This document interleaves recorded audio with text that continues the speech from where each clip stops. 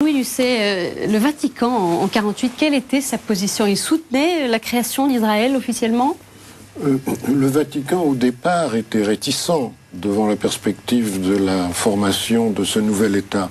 Enfin, l'État d'Israël a été reconnu d'emblée en 1948 par les Nations Unies, ce qui lui a tout de suite donné une légitimité internationale.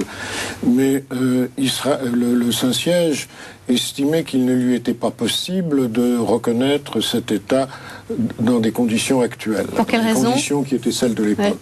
Ouais. Il y avait des raisons théologiques qui venaient de très loin. On n'en était plus tout à fait au moment où Pie X disait à Théodore Herzl, qui était venu le voir, pour lui demander de reconnaître le mouvement sioniste, et le pape a répondu le peuple juif n'a pas reconnu Jésus-Christ, l'Église ne peut pas reconnaître le peuple juif.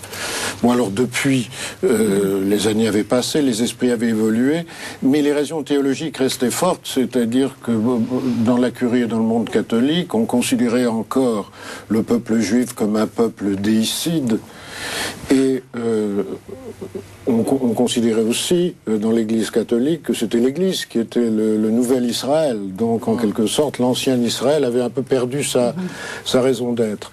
Mais tout ça va être complètement bouleversé avec le Concile Vatican II. C'est ce qu'on va voir. Et la déclaration Nostra Aetate, c'est ce qu'on va voir tout à l'heure. N'est-ce pas, à l'enseignement du mépris, et qui crée un nouvel état d'esprit qui va être favorable à une reconnaissance. Mais c'est un long processus parce qu'il y avait d'autres. On va le voir dans le prochain sujet, mais peut-être un regard de l'histoire.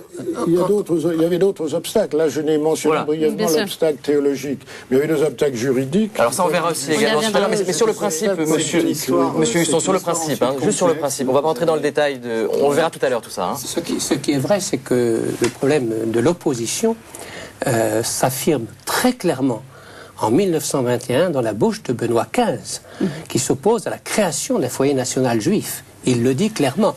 Et lorsque son secrétaire d'État, le cardinal Gaspari, va écrire le 4 juin 1922, il exprime sa crainte, je cite, devant la prépondérance absolue économique, administrative et politique de l'élément juif au détriment des autres nations et confessions religieuses. Donc c'est vraiment très ferme.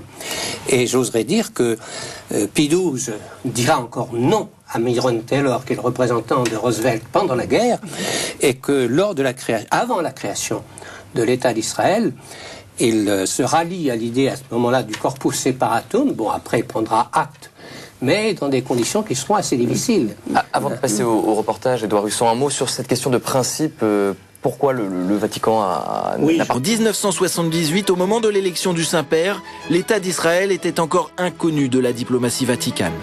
Au début du siècle, lorsque Théodore Herzl, le fondateur du sionisme, vient trouver Pie X, il obtient cette réponse. Les Juifs n'ont pas reconnu notre Seigneur, nous ne pouvons reconnaître le peuple juif. C'est dire si le malaise est grand, mais là encore, la réponse sera théologique. Elle viendra en fait au début des années 60 avec le concile de Vatican II et la déclaration Nostra Aetate. Avec cette déclaration, l'Église reconnaît que la mort du Christ ne peut être imputée aux Juifs. C'est la fin de l'enseignement du mépris. Mais il faudra attendre Jean-Paul II pour que, dans les faits, les relations évoluent. De par son histoire personnelle, Karol Wojtyła se sent proche du monde juif. Alors, il va faire vite, très vite. En 1979, lors de son premier voyage en Pologne, il s'agenouille à Auschwitz devant le mémorial de la Shoah. Durant les premières années de son pontificat, Jean-Paul II va ainsi multiplier les gestes concrets en direction de l'État d'Israël, mais surtout du judaïsme. En 1986, il devient le premier pape de l'histoire à entrer dans la grande synagogue de Rome. Dans une allocution restée célèbre, il s'adresse au peuple juif. Vous êtes nos frères préférés et dans un certain sens, on pourrait dire nos frères aînés. Le message est clair, la relation au judaïsme appartient à l'identité même du christianisme. Tout est fin prêt pour une reconnaissance officielle. Elle a lieu 8 ans plus tard, en 1993. En dépit de la situation au Proche-Orient, le Vatican établit officiellement des relations diplomatiques avec Israël. Sur le fond, pas de vrai changement. Mais sur la forme, cet accord entérine près de 50 ans d'efforts de réconciliation. Une réconciliation définitivement scellée en 2000 avec ce geste de Jean-Paul II face au mur des lamentations. Sur le plan théologique, les avancées sont indéniables. Sur le plan politique, tout reste à faire, d'autant que Jean-Paul II n'oublie pas les chrétiens de Terre Sainte. Il prend position contre le bouclage de Jérusalem, l'occupation de Bethléem. Il multiplie les rencontres avec Arafat, 12 en 20 ans, un record. Des prises de position qui ulcèrent parfois le gouvernement israélien. Aujourd'hui, les relations entre le Vatican et Israël restent tendues. Les points d'achoppement sont nombreux, Benoît XVI devra en tenir compte lors d'un éventuel voyage. Mais il y a de part et d'autre la volonté de sortir de la crise. Et c'est peut-être cela le grand succès de Jean-Paul II. Avoir su replacer le débat sur le plan diplomatique, sortir des querelles théologiques et surtout installer chez les religieux, juifs comme catholiques, un véritable respect mutuel.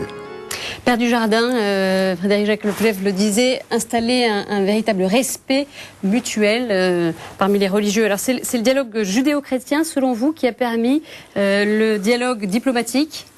Il est clair que si vous regardez le préambule de l'accord fondamental de 1993, il fait explicitement référence à l'évolution des relations entre juifs et chrétiens. C'est très clairement indiqué.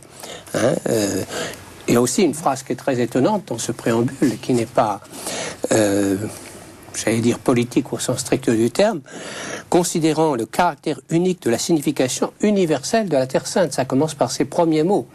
Et ensuite, on tiendra compte, effectivement, de l'évolution des relations entre juifs et chrétiens. Donc, vous voyez qu'on donne une dimension beaucoup plus large et dans laquelle on peut très bien insérer l'évolution théologique. C'est évident. Mais ce que je voudrais faire remarquer aussi, c'est que à Vatican II, d'ailleurs ça avait été relevé après la déclaration Nostra Aetate, il n'est absolument pas fait mention ni de la Shoah, bien sûr, ni du retour sur la terre d'Israël. Et que les premiers à l'avoir fait après Vatican II, ce sont les évêques français en 1973. C'est eux qui, pour la première fois, évoquent cette question. Question qui a fait un débat énorme en France, y compris entre un certain nombre d'évêques, même de cardinaux, et qui n'a jamais été récusée par Rome. Et je disais tout à l'heure que je suis très frappé par le fait que le pape Jean-Paul II progressivement va mettre en application toutes les dispositions de cet accord de 1973. Car, de fait, il a joué un rôle, et après le concile, pour lui, c'était plus facile. Mais ce que l'on ne sait pas en général, c'est sa prise de position presque dès le début de son pontificat, avant même sa visite à la synagogue de Rome.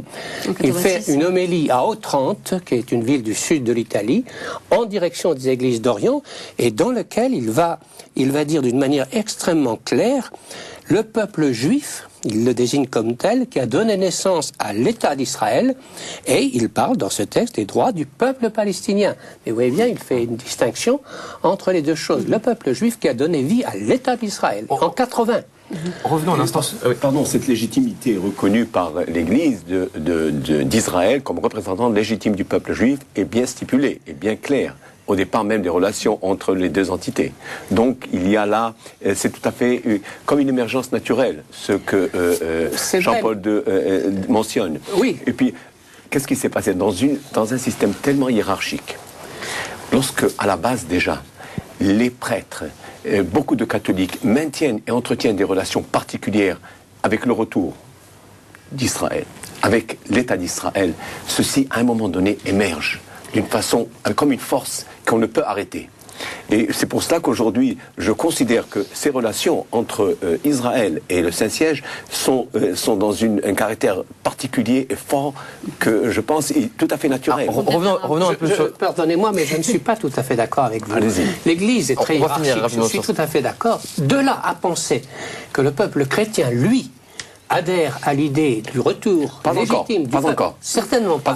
Et l'initiative vient du Saint-Siège. Elle ne vient pas de la base. Revenons un peu sur l'histoire. Revenons sur l'histoire. Par contre, il y a certes, je parle de ceux qui ont des hommes, des gens du clergé qui ont fait la différence. Je ne parle pas du peuple chrétien. Voilà. Alors revenons. Je parle de ceux qui ont été là, qui ont émergé à un moment donné. Père Dujardin, revenons sur Nostra Aetate. En quoi ça change la donne du dialogue judéo-chrétien? Ce qui va être un changement théologique fondamental de Nostra Aetate, c'est que le regard que l'Église portait sur le peuple juif, qui était un regard de ce qu'on appelle la théologie de la pseudo-substitution, c'est-à-dire que Israël ayant manqué sa vocation, à cause de la grave faute de ne pas avoir reconnu en Jésus le Messie, de l'avoir, entre guillemets, tué, ce que le texte, évidemment, changera, est un peuple déicide. Et la sanction de cette faute, irrémissible d'une certaine façon, fait qu'il a raté sa vocation.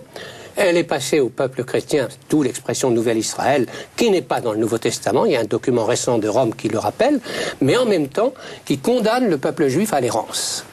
Donc l'idée, à partir du moment où on retrouve à Vatican II la positivité de la vocation d'Israël, la permanence de l'élection et de l'alliance, il était extrêmement difficile qu'à un moment ou à un autre, la question de la promesse d'une terre ne réapparaisse pas. Ça c'est Vatican II et Nostra Aetate. Hein. Voilà, mais c'est l'ouverture simplement qui le permettra, et c'est pourquoi je rappelais que ce sont les évêques français qui en 73 font le lien, les premiers, entre les trois termes.